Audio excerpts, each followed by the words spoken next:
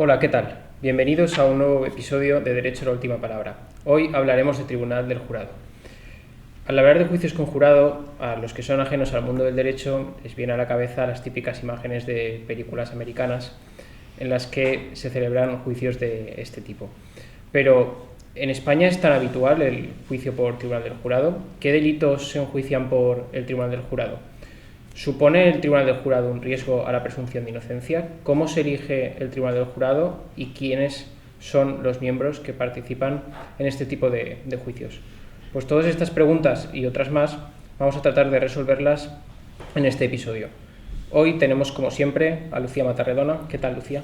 Hola, Carlos, y saludos a todos los que nos acompañáis hoy aquí en nuestro podcast de Derecho Penal para todos los públicos. Es cierto que la ley del jurado tiene más de 25 años y su aplicación ha suscitado controversia y muchas dudas. Y para ello tenemos hoy aquí a Carles Gil, compañero del despacho, también penalista, de Domingo Monforte, que cuenta con dilatada experiencia en los tribunales y especialmente ha participado en diferentes procedimientos que se han enjuiciado a través del Tribunal del Jurado. El más reciente fue hace poco menos de un mes, que fue un caso muy mediático y conocido aquí en Valencia, que acabó con un veredicto de culpabilidad por un doble asesinato, que sucedió el pasado año 2021 en el cementerio de Torrent. Buenos días, Carles. Hola, ¿qué tal? Buenos días. Gracias por invitarme a participar junto con vosotros en esta experiencia y poder hablar un poquito de lo que es el Tribunal del Jurado y cómo está funcionando aquí en España. Bueno, vamos a empezar por el principio. ¿Qué tipos del Tribunal del Jurado hay y cuáles son los antecedentes que podemos encontrar aquí en España? Bueno, nosotros tenemos aquí en España un sistema de Tribunal de Jurado que implantó la ley del 95, de la Ley Orgánica del Tribunal del Jurado, que utiliza lo que podríamos llamar un sistema de Tribunal del Jurado puro, en el que está formado por personas totalmente legas en derecho. El sistema anglosajón y el nuestro, el jurado se tiene que encargar exclusivamente de dictar un veredicto de culpabilidad o no culpabilidad de las personas que vienen siendo acusadas en este procedimiento. Frente a este sistema tenemos otros sistemas, que es el sistema de escabinado, en el que el jurado no solo está compuesto por personas legas en derecho, por ciudadanos, mondos y lirondos, sino también por jueces, técnicos en derecho, y forman conjuntamente el jurado ambas partes y dictan los veredictos y las sentencias conjuntamente. Nuestro sistema pues realmente no tiene una historia muy alargada.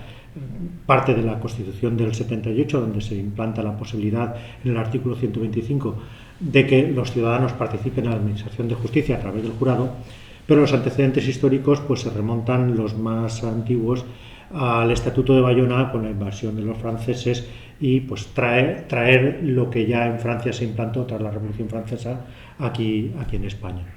El sistema nuestro, ya digo, es un sistema anglosajón propio de América y de Inglaterra, y el otro sistema de escabinado, que es el que está implantado fundamentalmente en la mayoría de países europeos como Portugal, Francia, Italia, Suiza, Alemania.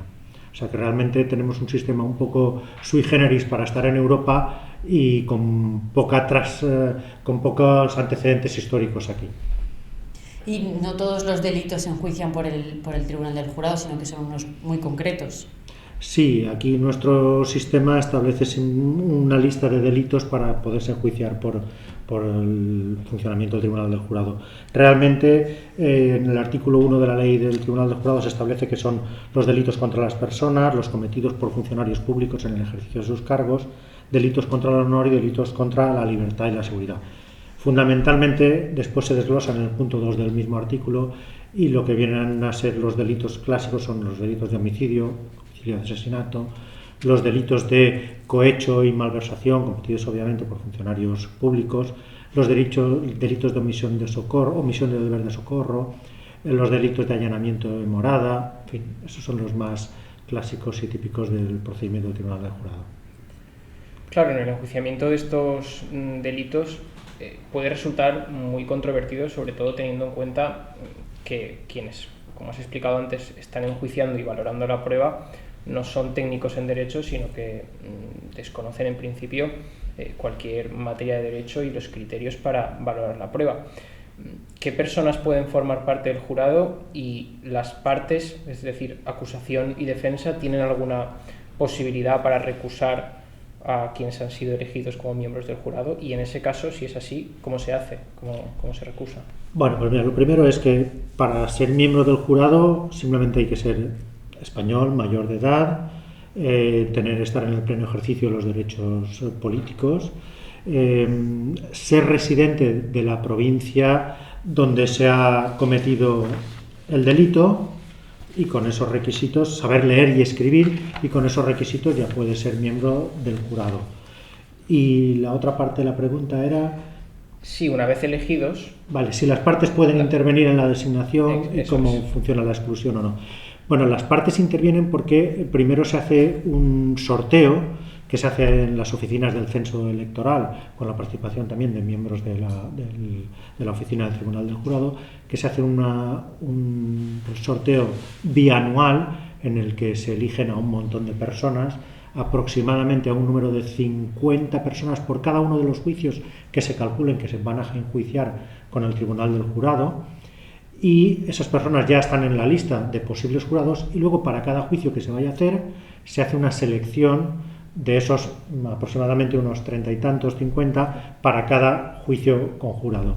Elegidos esos, se rellenan unos formularios en el que pueden alegar distintas causas para excluirse, pero luego las partes, una vez cuando lo primero que cuando se inicia el juicio del Tribunal del Jurado sí que se hace con la elección ya de los concretos jurados que se han de elegir, que han de ser 9 personas y 2 suplentes.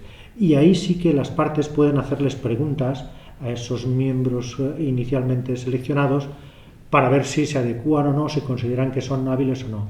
Y por parte de la defensa, conjuntamente, si hay varias defensas, pueden excluir en conjunto, como digo, a 4 de ellos sin alegar ningún tipo de causa para excluirlos, es decir, este no me gusta por lo que sea, lo excluyo. Y entre ellos se pueden excluir a 4. Y por parte de las acusaciones lo mismo, pueden excluir a 4, pero al final siempre tienen que quedar de entre todos la lista un mínimo de los 9 más los 2 suplentes. Claro, muchas de esas preguntas entiendo que irán dirigidas de alguna forma, aunque es complicado, si no imposible, a de alguna forma averiguar cuál puede ser o qué tendencia puede tener cada miembro. Por ejemplo, no sé, qué piensa de la policía, qué piensa de la presunción de inocencia, con lo cual muchas veces entiendo que dependerán del delito que se está enjuiciando, ¿no? Sí, primero sobre todo lo que se trata de aclarar es el interés que pueden tener o no en participar, porque no a todos los seleccionados les sienta bien tener que perder tiempo y comparecer en un jurado que puede tardar varios días de la semana, y pues bueno, aunque se pueden librar de trabajar o no, depende del trabajo de cada uno y de lo que haga, pero hay gente que ya automáticamente se quiere excluir, y cuando a las preguntas te manifiestan que no tienen ningún interés en participar, que consideran que el jurado no sirve para nada,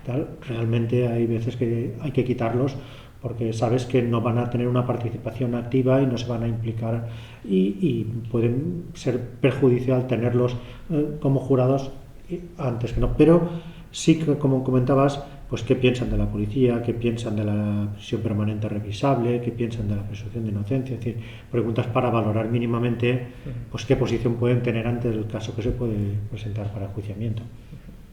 Y como has dicho antes, que igual tienen que perder varios días, por lo tanto, sí, un juicio puede durar una semana entera y los miembros del jurado se tienen que alojar en un hotel, que están todos alejados, están todos juntos. ¿Cuánto puede costar eso? ¿Quién cubre esos gastos?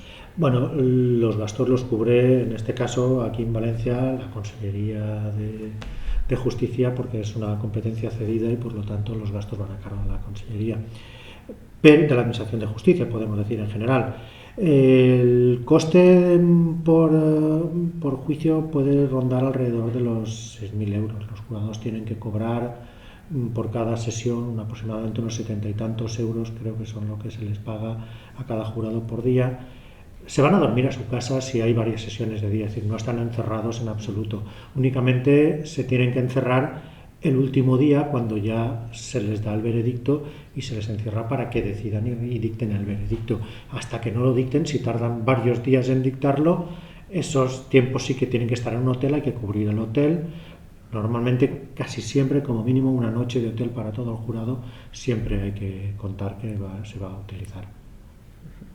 Algunos casos pueden ser muy complejos y, como decíamos, esa inexperiencia y ese desconocimiento del derecho, de alguna forma, tiene que ser corregido bien por el magistrado o incluso muchas de las veces por las partes, ¿no?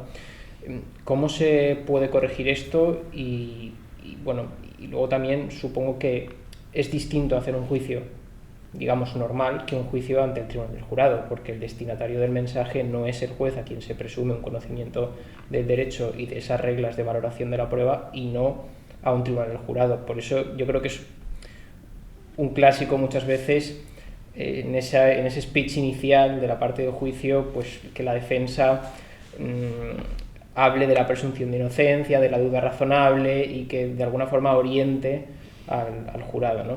Entonces, no sé, ¿cómo se corrige eso y cómo se tiene en cuenta que el destinatario del mensaje es otro? A ver, obviamente el juicio con el tribunal del jurado tiene un planteamiento totalmente distinto al del juicio con un tribunal profesional. Como dices, los destinatarios son unos jurados, unos ciudadanos que no tienen que tener ni idea de derecho y por lo tanto hay que orientarlos en distintas fases del procedimiento para que sepan cómo tienen que actuar. Pero tanto la acusación como la defensa sí que tienen que dirigirse a ellos no con un lenguaje técnico y jurídico, sino simplemente con un lenguaje de comprensión de los hechos que se tienen que dar por probados o que no se tienen que dar por probados.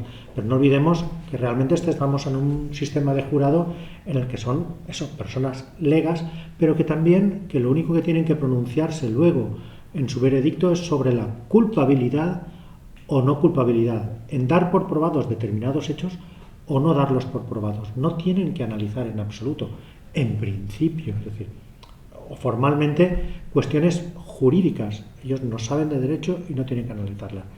Aquellas cuestiones jurídicas que puedan incidir en los hechos que tienen que declarar probados o no, se las tendrá que explicar el presidente, porque el presidente a lo largo del procedimiento, el presidente es el tribunal presidente que dirige el jurado, sí que les va a tener que orientar, sobre todo cuando ya se ha acabado la fase de la prueba, en la forma en la que le plantea el veredicto y en las instrucciones para resolver el veredicto.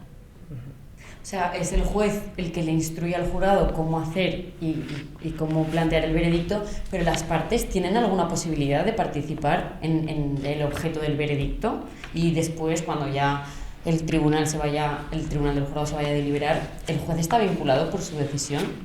Sí, el juez está vinculado por la decisión del veredicto. Lo único que puede hacer el juez es cuando el veredicto presenta contradicciones o hay elementos del veredicto que no están adecuadamente resueltos, el juez lo que puede es devolver el veredicto al jurado para que se vuelva a pronunciar y corrija aquellos defectos o aquellas contradicciones que pueda haber encontrado el juez. Y las partes, desde luego, sí que tienen la posibilidad de, cuando el magistrado presidente establece los elementos del objeto del veredicto, los hechos que tienen que darse por probados o no darse por probados, porque es el presidente el que lo configura, da traslado a las partes pueden pedir la modificación de algunos de esos hechos o de esos elementos del veredicto, el magistrado lo examina y resuelve aceptando o no los cambios que le proponen las partes. Si no los acepta y mantiene lo que ha dicho, pues bueno, las partes podrán hacer constar su protesta de cara al recurso que pueda haber después contra la sentencia. Pero en principio la única posibilidad de modificar el objeto del veredicto es cuando se lo traslada al presidente y ellos hacen sus alegaciones para cambiar o no cambiar el veredicto. Pero al final es el presidente el que lo fija y el que lo entrega al jurado. O sea, el objeto del veredicto son una serie de preguntas que tiene que contestar el jurado en su deliberación. Efectivamente, sí. El presidente, igual que establece cuáles son los hechos inicialmente sobre los que va a versar el juicio, también va a establecer, una vez celebrado el juicio, cuáles son los hechos que se ha de pronunciar que tienen que dar como probados o no probados, con el régimen de mayorías que establece ley que en el caso de dar por probados que sean desfavorables al acusado, tienen que tener una mayoría de 7 frente a los 9 que componen el tribunal, mientras para declarar los hechos que pueden... los hechos no favorables, una mayoría de 7, y para los hechos favorables al acusado, con una mayoría de 5 sería suficiente para darlos por aprobados. Y bueno, no sé, yo quería también introducir el debate de cómo veis este tipo de procedimiento. No desde el punto de vista de su constitucionalidad, que es evidente, sino más bien, no sé, yo es que personalmente no lo veo con muy buenos ojos, porque creo que se pueden ver afectados principios o derechos como la presunción de inocencia o incluso el indubio pro reo, es decir, en caso de duda absolver, por lo que digo que al final el jurado son personas que no tienen interiorizados principios del derecho y que pueden valorar la prueba de forma pues defectuosa o no con todas las cautelas que deberían exigirse, ¿no? Y por ejemplo luego la presión mediática. Aquí hemos visto casos, pues por ejemplo, delitos de cohecho que se enjuician por el Tribunal del Jurado y que son delitos muy políticos, es decir, al final el jurado está valorando un hecho, pero no sé hasta qué punto se puede abstraer tanto de la persona que ha cometido el delito, y si tiene más, digamos, afinidad con ese determinado político, pues a lo mejor eso puede incidir o no, o delitos de homicidio en los que continuamente en prensa ha salido las noticias tal y como sabemos que las dan en prensa, que son prácticamente afirmaciones, ya no sé quién ha cometido este delito, y luego esa presión, que el jurado se salga de esa presión para dictar un veredicto a lo mejor absolutorio, pues no sé, quiero decir, a mí no es que ponga en duda este tipo de procedimientos, pero sí que creo que hay que cogerlos con ciertas cautelas, ¿no? No sé. Bueno, yo realmente pienso que influenciables pueden ser todos, tanto los miembros de un jurado, personas que sean, como decimos, legos en derecho, como también los jueces y magistrados, que también pueden ser influenciables. Está claro que lo que es la presión mediática pues puede que tenga más, puede influir más en personas que no están acostumbradas a juzgar que en personas que tienen asumido por su condición de jueces su imparcialidad y el no verse afectado por estas cosas. Pero como digo, en el tema de delitos como delitos de funcionarios que pueden, ¿no? O de personajes políticos y tal, delitos de malversación, de cohecho, aquí todos tenemos nuestra ideología, nuestra forma de ver las cosas, y nos puede pesar tanto a un ciudadano normal y corriente en un tribunal del jurado como a un juez que también por su posición ideológica puede tener inclinaciones a favor de un sentido, por mucho que él piense que su función y su posición es de una absoluta imparcialidad, ¿no? Pero eso es siempre muy discutible. En principio, de todas formas, el hecho de que el tipo de jurado que tenemos es un jurado prácticamente puro, en el sentido de que su decisión es versar solo sobre la culpabilidad o no culpabilidad, analizando unos hechos y dando una muy sucinta justificación de por qué se inclinan hacia una culpabilidad o no culpabilidad, yo creo que está suficientemente garantizado el principio de presunción de inocencia, y que por lo tanto tampoco habría que mirar con malos ojos el procedimiento por esa posible vulneración de la presunción de inocencia. Hombre, y al final yo creo que también intenta garantizar esos derechos del acusado, porque, como ha dicho Carles, para entender como probados los hechos que resultan desfavorables se necesitan 7 votos de 9, y para entender como probados los que no son favorables, o sea, que sí que son favorables, son 5, o sea, se requiere una mayoría superior para poder ir en contra del reo. Entonces al final ahí pues estás contrarrestándolo un poco. Sí. A ver, pura de la forma teórica en la que está redactada la ley y con las garantías, obviamente están cubiertas todas esas garantías. No hay por qué tener ningún temor a que en este procedimiento se vulneren determinadas garantías. Otra cosa es luego en la práctica lo que pueda ocurrir, pero como puede ocurrir con cualquier otro tipo de procedimiento, juicio sumario, ordinario o abreviado.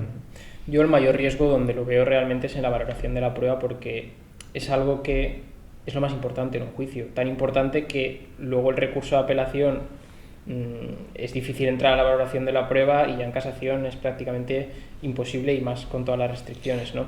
Entonces se les da mucho poder y al final creo que en algunas ocasiones se pueden guiar por criterios de valoración más de sentimientos o, con el perdón de la expresión, peregrinos, que los que se pueda guiar un juez que en principio se entiende que tiene pues esa experiencia o esa crítica más depurada, que no tiene por qué tampoco, como decías tú.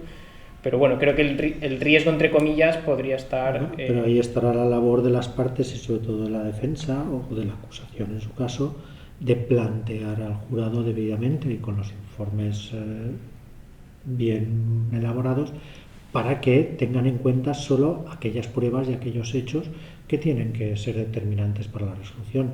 Si estuviéramos en un procedimiento como está en Inglaterra, el sistema británico, en el sistema británico los jueces que orientan al jurado, o sea, que tienen que colaborar con el jurado para dar las explicaciones y orientarles en la función, ellos incluso pueden darles su propia valoración de la prueba y orientar al jurado con una valoración de prueba ya propia del técnico. Eso aquí es impensable. Aquí tenemos un sistema en el que el juez no puede orientar en absoluto la prueba. Tiene que ser absolutamente exquisito, imparcial. Lo único que es cierto también que en la articulación del objeto del veredicto puede introducir cierta inclinación hacia un lado o hacia otro, ¿no? Pero bueno, para eso las partes también pueden tratar de corregir el objeto del veredicto. Bueno, pues yo creo que hemos abordado todas las cuestiones. Por lo menos nuestra idea era transmitir qué es el Tribunal del Jurado y cómo es este procedimiento en nuestro ordenamiento jurídico, y aunque nos hemos dejado cuestiones procesales como la nulidad de la prueba, cuándo es el momento procesal para plantearlo, la posible nulidad del veredicto, creo que la idea de transmitir con sencillez el Tribunal del Jurado y su funcionamiento parece que hemos cumplido con ese objetivo que era el que teníamos. Bueno, Carles, pues muchas gracias por estar aquí con nosotros y, como decimos siempre, tienes derecho a la última palabra si quieres hacer uso de él. Nada, simplemente daros las gracias a vosotros y, como siempre, un placer de poder colaborar y de poder tratar estas cuestiones y dar un poco de luz a un procedimiento que es bastante desconocido aquí todavía, porque se utiliza poco. Bueno, pues gracias de nuevo, Carles, y gracias, Lucía, por estar con nosotros otra vez. Y espero que hayáis aguantado hasta aquí, que os haya gustado el episodio, y nos vemos en el próximo.